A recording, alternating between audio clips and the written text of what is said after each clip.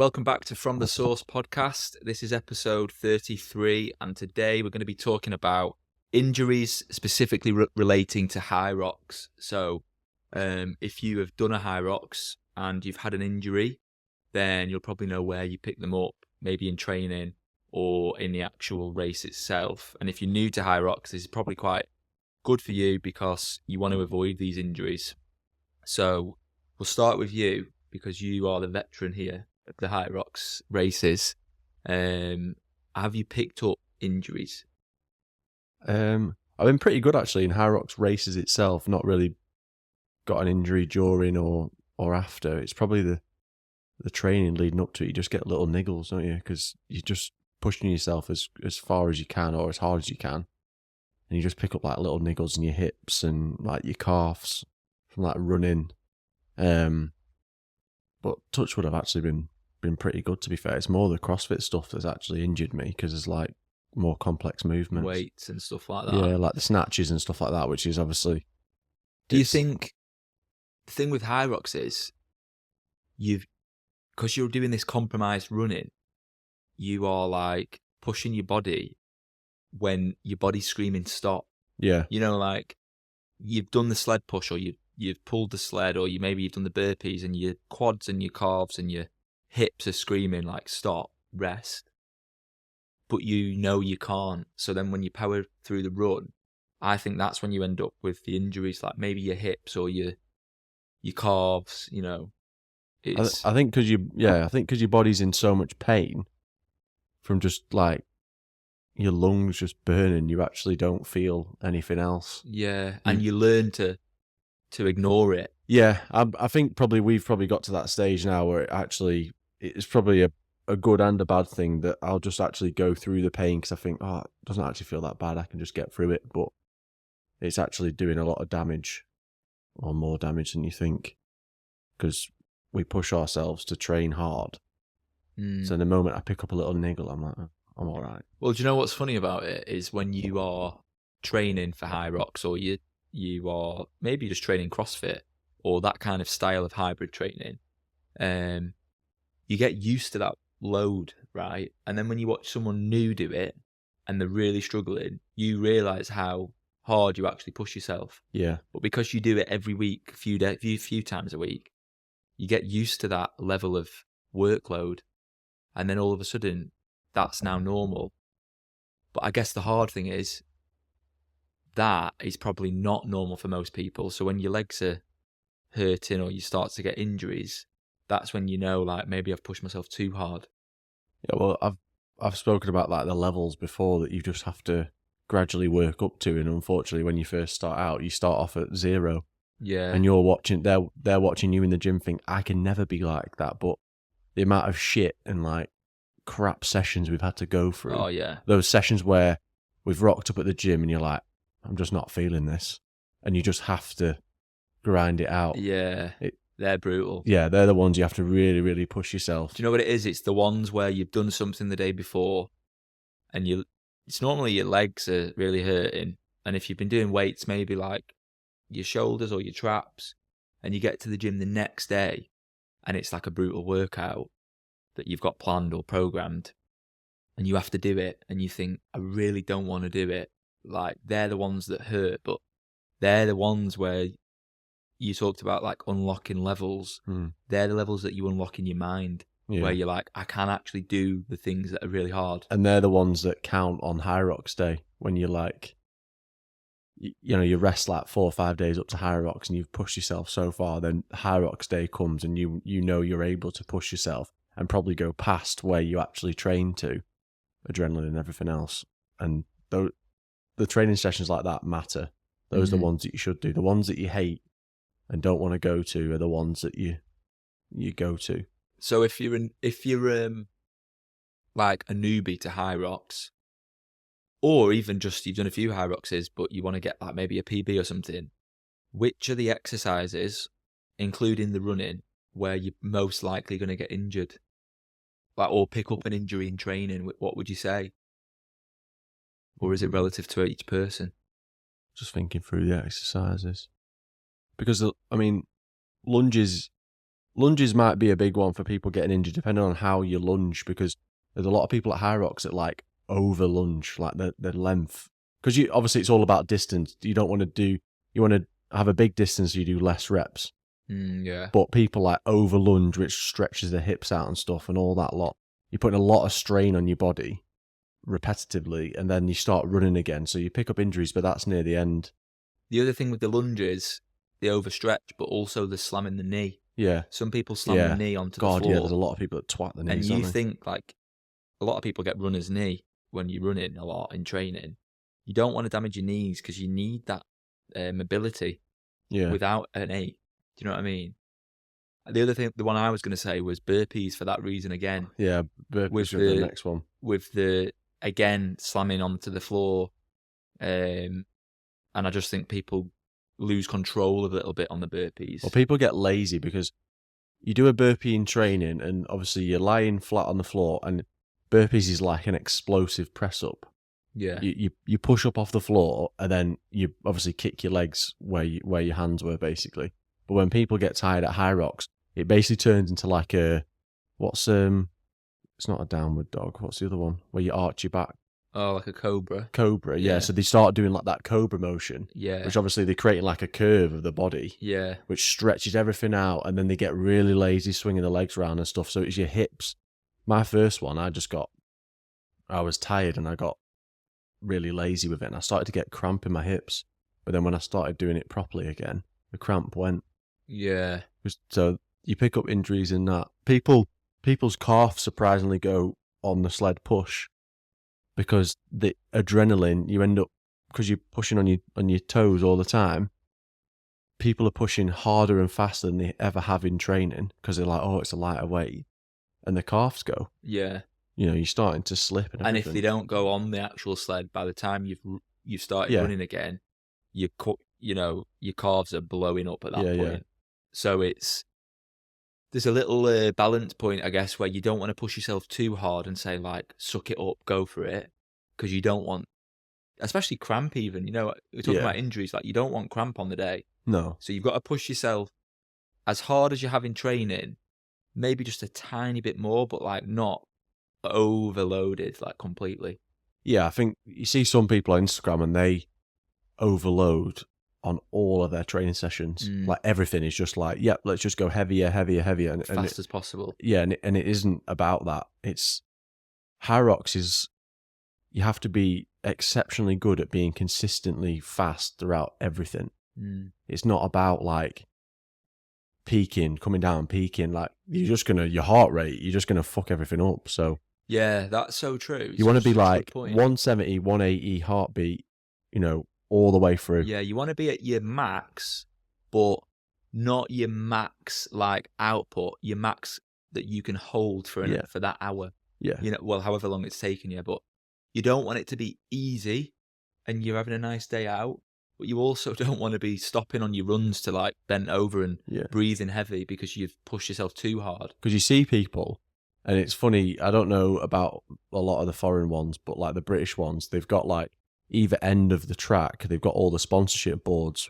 So people on the inside, when you're running around, people can't see you. And the amount of times when you're running around that people get to that bit and they put their hands on their knees so no one can see them. And then you watch them go around and they're like, where are they? Where are they? Yeah. And then they take an age and they just pop out the sides because they've gone so hard. That first lap of every single run round, people's adrenaline. You can't let your adrenaline take over either, because when you're in that little chamber bit at the start, the little start line hub, whatever it's called, tunnel, you're going to be buzzing, and everyone is, even if you've done 4 or 5 Hyroxes, you're buzzing. But then as soon as that gun goes off or that go goes off, whatever it is, you literally are like, adrenaline pumping, I'm going to send it. Wrong decision. How many people do you see on that ski? That first run round, they're ragging the and ski. The ski like, is going, maybe what's after ski? Sleds. That's when everyone is suffering. So it's fast run, fast ski, fast run, get to the sled, oh shit. And then it's just a downhill. And then what you're you really up want, here. An ideal Hyrox race is consistency throughout, and then at the very end, send it on them wall balls, send it on that last run. Yeah. You don't want up, down, up, down. No. You want a consistent, So you want to, before you start the race, you pick what speed you want to run your Ks at, right? And you run them all at that until you feel like, right, I've got some left in the tank, and then you increase them. But then for the exercises, in my eyes, you've got like ski, sled, burpee. After the burpees, if you're still like in the game, like you're on the home stretch then, because those are the first, like sleds and burpees are the worst for like blowing you, up cardiovascularly. So after that, farmer's carry doesn't take a lot, lunges don't take a lot out of you. Yeah. Like breathing wise, I'm on about. Yeah. Like they're the easy ones. Yeah. Wall balls doesn't take it out of you, but you're just knackered at that point. Yeah. But yeah, you want to just giving everything you've got at that once point. you get past the halfway, then you can alter your game plan. But like people start and they're like, yeah, I'm going to do 5-minute Ks. You see them 4 minutes, and it's like. And if you were setting out to run an 8K race, you know in your training, if you can't hold that for an 8K race, don't do it. Yeah. Because you're not going to be able to maintain it. It's especially with them exercises, they are hard. You just have to decide what you're going to do before and have a plan. The best athletes obviously have got it all planned out down to a T, and they know where they're going to be at, and then that's how they set records. They stay in the game, and then they just push it the last. Yeah, they've got the plan, and they stick to the plan. Yeah. If you don't stick to the plan doesn't work. No. It's simple, and it's. Like when I've done doubles before and get into that ski, it's comical because I've gone on the ski first or whatever and then swapped and I just stood watching people. Like the first time ever they've put the damper straight to 10. Never done 10 before. And they are ragging it. Do you know what's funny about that? It's very weird because when you get to that ski, I remember doing it and feeling like I had so much energy and I was pulling like 1600s, 1700s, 1800s, and I was like, wow, like I feel unreal. I've never pulled like this. You're 8 minutes in. And the guy I was doing it with, Sean, was like, slow down, because you can't maintain this even for the duration of your ski. Yeah. And I was like, wow. And then I started going a bit slower, maybe 1500s, and I was like, right, this is comfortable. Yeah. Because I've done it before. Obviously, your family and your friends and everyone that was watching you at the ski, because it's obviously very close to the crowd. And they're like, come on, quicker. And I'm looking at them thinking, no. It's not in the plan. I have this to a plan. Like I keep between like 150 to 2 minutes per 500. That is perfectly respectable. Like Hunter and everyone else do like 140s. Like it's a 20-second difference over a 1K. It's not massive amounts. It's funny when people do that, even just not in a Hyrox race, but say you're in training or you're in a gym class, or even if you're on a run and you've got your plan set out, and then someone's like, "Come on, run, faster, give it some," faster, and you're thinking, "God, I've literally nailed this plan. Just leave me to it." Yeah, but then sometimes I think like you do a class or like people want to push it, and I think, why are you being a moron? Yeah, like I will be still in this class in the game by the end of this. I'll be knackered, but I'll still be able to keep the same consistency or like maybe increase it. But the way you want to run these, there's a level to it where sometimes it works because say if we got partnered up and then you were faster than me, it makes me go a little bit harder. So I'm veering off my plan, but in a way, sometimes it's good because you can surprise yourself. Yeah, push it a little bit. My plan, I think I can run let's say I'm running like a 420K, but then if I run with you, I might be running a 410, and I actually found it all right. So then I'm like, whoa, I can actually run faster than before. Yeah. But then you get some people in the class, right, it's like 400 or 800 intervals, and you laugh, but then I'm just like, yeah, do you want to push the pace? And I'm like, do you want me to push your pace, or do you want me to push my pace? Because if we push my pace, you're not. Yeah, you're falling off a cliff. And I do it with people sometimes. Like I'll lift heavier than I should. I know I can't lift it, but my ego goes, if he's doing it, you need to do it. So then I'm like, I'm really struggling in the workout because I've picked a heavier weight that I actually can't lift very well, but my partner can lift that weight well. But then sometimes it balances out because like, you might be better at another thing. Yeah, and that's what Hyrox doubles is good for. and I was just about to say that's why Hyrox doubles is perfect. If you've got some people that are kind of around the same running ability, and then each exercise evens itself out, on the actual running, you could actually push it to a level where both of you have never been before. Yeah. And I think we'll do that in Birmingham. I think because I think we will send the run, because we now know we can run pretty fast for a Hyrox race. And then all the exercises, I think, will struggle because it's hard, but I think we'll be able to work as a team, like as a double, to be like, right, we've got this now, use your brake wisely. Because what do you get in most things? Like, what do you get on the ski? Like 30-second break? Like a 30. 45 seconds, isn't it? 30-ish seconds. Yeah. Maybe. So you get 2 of them, so you get a minute. Yeah. But if you use it wisely, get your breath back, lower your heart rate, you can really work together as a doubles. Solos, I can't really speak for because I've not done it. But solo's just mine. You've got no one else telling you. I feel like solos, if you're doing a solo Hyrox, you really need to stick to your plan. Yeah. Because I would hate to get to halfway through my Hyrox race and I'm blowing up. My heart rate's sky high and I've got nothing left. Because I think it's hard because obviously you're doing it on your own and then you see like your family, friends or whatever in the audience like, come on, keep pushing it. And you're like, in your head, you really want to say, stop telling me to push it because I have a plan. And if I push it anymore, this plan's just going to shit. Yeah. But you also want them to encourage you because you're on your own. Yeah. And it's hard to tell yourself like, yeah, take that encouragement on, but don't like let the adrenaline kick you on faster here because this is not what we planned for. And it's hard. That it's just a mind game, the singles. But doubles, we will have a plan. There's not really... We're pretty much all right on all of the exercises together. There's no like real discrepancy. No. We've just said on this sled pull that I'll start the sled pull because it's a further distance away. Yeah. But I'll do less of the distance because it's further away and harder. Yeah, exactly. And you'll do more when it's closer.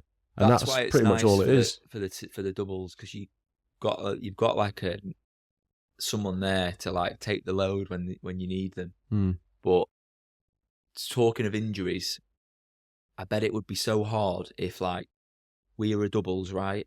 We're in the race and then you get cramp in your leg, but really bad.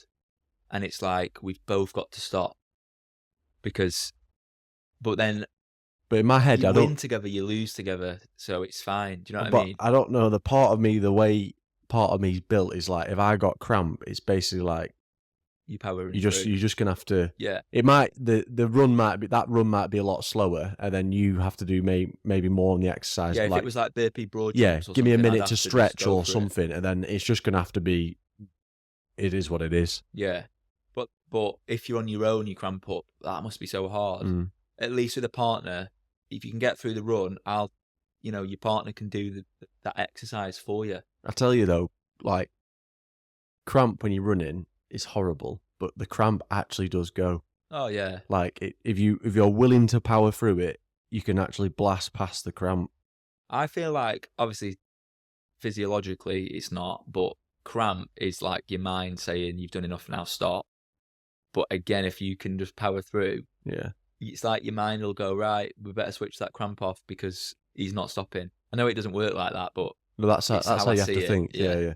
But that's what you have to like do in training is when the workout gets to a tough place. And we've done workouts before together. I've been like, fuck, this is like, I'm finding this hard. But I look over at you and you could have a good poker face and you could be suffering as well, but I'm like, nah, I can't stop.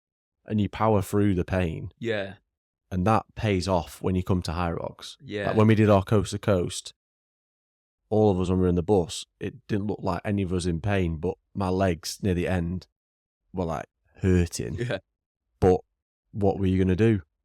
That's what you have to, when you're training for something, say you're training for a running race, or say you're training for a Hyrox, or just like in the gym, you're training your body for the event. So you're building muscle, or you're getting faster, or you're losing weight, whatever you're doing.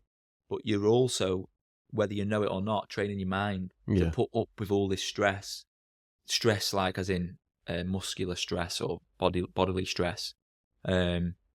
So when you do, like, let's say you do a 12-week block training for a Hyrox,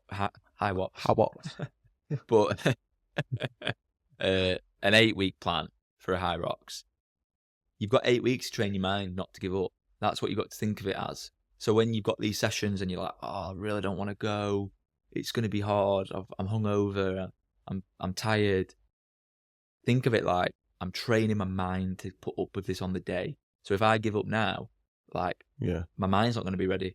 Never mind my body. Yeah. And that's those sessions as well where you say you're going to do 4 400s and you get to 3 and it's hard and you go, and you can't. That'll do. You can't stop. People do that. Like, obviously we did those intervals today. It got to about 7 and I was like begging someone to say it was 9. Yeah. Because it's just, I don't think it was extremely hard, but it was so repetitive that it was like, I don't know, it's the weird feeling, like annoying, like, I don't know, like, why can't 7's enough? Yeah. But then you do 10 and then you feel like, oh, I'm so glad I did that. Weird, isn't it? Because when you do anything, we do workouts, don't we? And like, you pretty much plan all the workouts that we do. And we'll say like, right, we're doing a 30-minute AMRAP. This is what we're doing. And you know when you're like, why don't we just do 27 minutes? Yeah. Why does it have to be 30? Yeah. But because you've said it, you have to do it. You've got to stick to your word in life and in training. You know, it's like if you do, I don't know, if you say like, I'm going to bench 100 and you put 97.5 on and it's really tough, but you know, just try that 2.5 extra. And I think that's the rule of life, really, isn't it? That you just got to just try it. You don't actually know. Like, you're telling yourself to stop at 7 reps of 400 meters because it's painful, but you don't actually know because you're scared about doing 10 reps, but you don't actually know how painful 10 reps is. Yeah. Because you're just going to stop.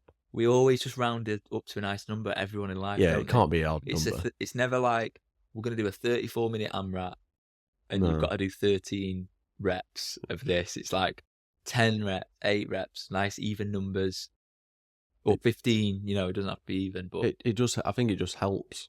Like, I don't know. It helps you count, I guess. Yeah. And it's even, especially if it's like a solid number, you know you're getting there, but maybe it's for mind games as well. Yeah, but I think Hyrox doing it, you know, is all mind games. You just have to constantly like switch it off. But getting like injuries during Hyrox training is probably just going to be part of it. You can't really change it, but like, you know, nutrition and recovery and stuff like that plays a big part. Yeah, I was going to say, the hard thing about being a person who does fitness is training like an athlete, but you're not an athlete. You're just a normal person who very much enjoys working out. So you have a job, you have a family, you have a relationship, you have friends, and you have like all these factors that come into play. And then you also want to prioritize your fitness, but you're training like these fitness elite athletes, but you're not them. And they have access to all this extra stuff. And that's when probably people get injured because you've done too much for your level of athlete. Everyone's an athlete, aren't they, to an extent?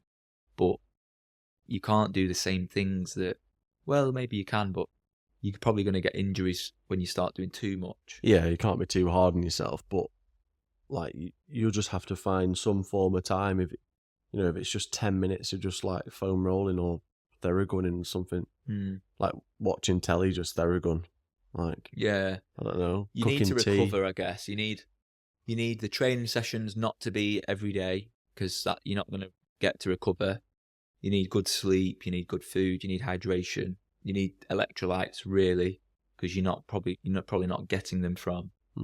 I think this is why people go, like ordinary people that aren't like athletes, go absolutely ham on the training sessions. You know, like overload everything because they're like, right, athletes train 6 days a week. I've only got 4. Let's do all really, really hard sessions. You know, like it's a classic I want to get good at a 5K, so I'll just do rapid 5Ks. But Doesn't actually, work. doing like a 20-minute 400-meter interval session is actually more beneficial for you. Yeah, and like doing a slow run, keeping your Yeah. heart rate low is really good. People pe- don't understand that either. I think everyone forgets about that. Oh, Yeah. I can't be arsed running Like training slow. your heart to stay down, doing a nice easy run, but then over time just increasing that easy run slightly. So then soon your easy run's actually what you used to find hard, but you can't jump to that. You have to build it. Yeah, it's all about like you want to get faster, stronger, or whatever.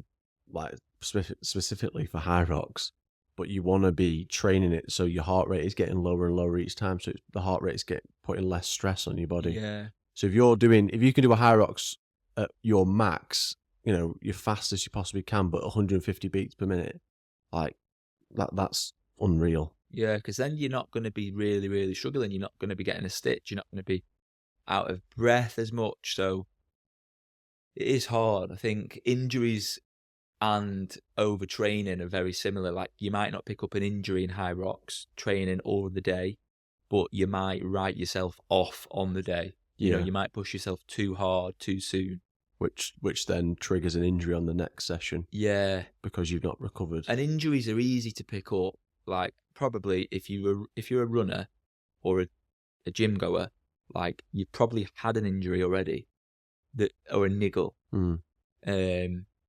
But the best way to avoid them is to literally, it's a bit like cringy, but it's like to feel what your body needs. Like I know when I'm over exhausted. I know when I'm over fatigued. I know when I need a rest. And if I go and push myself, yeah, my mind's getting stronger, and I've got that Goggins like do what it takes. But my left knee's fucked. So now what am I? It doesn't work all the time just pushing yourself to the next level. And a lot of people don't listen to it though, do they? No. They don't know how. They listen to the guy on YouTube and the guy on Instagram, not the guy in here. Can you? Yeah. Bloody hell. I should write that one down. Actually, I'm gonna put that. It's recorded for all of time now, so no, but it's fine. Injuries are sometimes you can't really prevent them. They're gonna come. They're gonna arise. But I think if you are like thinking about your body and listening to your body, you'll know when to stop. Yeah, because I mean, and if you do get a niggle, having like 2 or 3 days off out of an 8-week training plan isn't the end of the world. No. But like pushing it when you feel like you're injured in that calf and getting injured, you'll get properly injured. Yeah. And you'll knacker the whole thing. So you need to, what we're saying is, you need to, if you get an injury, rest. And if you don't get an injury, just like prioritize that recovery and don't push yourself to the absolute extreme too early. Maybe save your extreme for like the day. But even then, it's like a reserved extreme, isn't it? Yeah. You've still probably got this much left because you just don't want to get there and not be able to do it.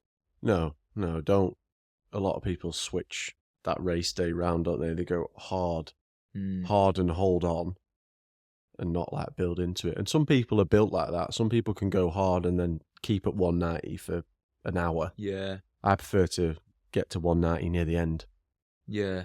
Just you want a sprint finish, don't you, really? Yeah, and that's kind of what I was like. Yeah, I like the sprint finish. I don't want everyone to see me set off and be like, oh my God, he's so quick. And then be like, oh. Yeah, and then now you actually can't finish the race. Look how slow he is. Yeah. I'd be like, decent, and then watch me sprint over the line. And people would be like, God, you look like you had load left there. Yeah. And I'd be like, I You're didn't. spewing up in the corner. Yeah. I didn't have anything left there. But people will do what they do, and without them people doing that on the ski, I don't have any entertainment. Yeah. So for those people that want to do that, it's nice to watch people on the ski. Yeah. So if you see us at Hyrox in October and I'm looking round at you, it's because you entertain me. Yeah. And it's because you're doing this on the ski. Yeah. And that's a class technique that you're going round towards your head rather than down. Yeah. I can't even do it. You're taking it's like a shortcut straight up, or you can go down that road and then come around. Like, Yeah. just go straight. Yeah, You know just what I mean? up, down, up, down. But we'll save them for our tips videos. Yeah. Yeah. Oh, yeah, that's a good one. If you're not yet following us or subscribing or liking or commenting, then please do. Even if you just leave a comment to say, actually, this was a boring podcast, then do that. So then we can block you. Yeah, so if you can follow us or just share this, then it helps us. And thanks for watching. Thanks for listening. We'll catch you in the next one. See you on the next one.